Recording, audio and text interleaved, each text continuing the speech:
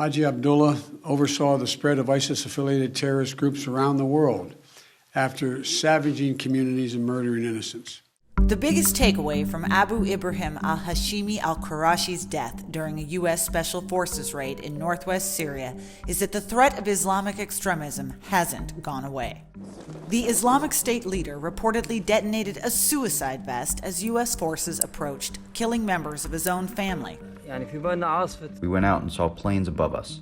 10 minutes later, we heard screams. Surrender. The house is surrounded.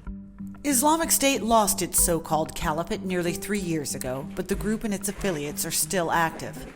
According to Mir Ahmet, Intelligence and Terrorism Information Center, they in fact carried out more than 2,700 attacks around the world last year alone. ISIS right now is growing.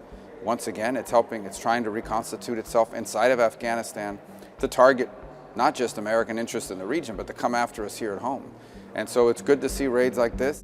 He was responsible for the recent brutal attack on a prison in northeast Syria holding ISIS fighters, which was swiftly addressed by our brave partners in the Syrian Democratic Forces. The prison attack Mr. Biden references was the biggest offensive carried out by Islamic State since 2019. 3,000 ISIS prisoners were being held at al-Sinaa prison in Hasaka by the Kurds. Then Islamic State fighters grabbed control of the prison, taking hostages and using child soldiers to slow the advance of Kurdish forces. There were some who are called cubs of the caliphate. ISIS was using them as human shields, and therefore we had to be careful. It was U.S. airstrikes and support on the ground that reversed the situation, with Islamic State surrendering after hundreds of militants who escaped during the initial attack were recaptured. We are all displaced because of the intensive bombing, and the kids were terrified. We left because of the horror, the hunger, and the cold. Back in 2019, President Trump said Islamic State had been destroyed and sought to remove U.S. forces from Syria.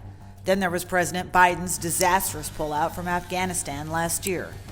Both raised questions as to whether the U.S. military has been ignoring a growing threat. We're constantly focused on the ISIS threat. That is why we still have advisors in Iraq. That's why we also still have a small presence inside Syria. The ISIS threat's not gone, and we recognize that. As of last month, around 900 U.S. troops were stationed in Syria, with another 2,500 in Iraq, where they help local forces prevent a full-blown resurgence. And while Islamic State fighters don't pose the same risk to U.S. interests as China, or to a lesser extent Russia, that doesn't mean they're not a threat.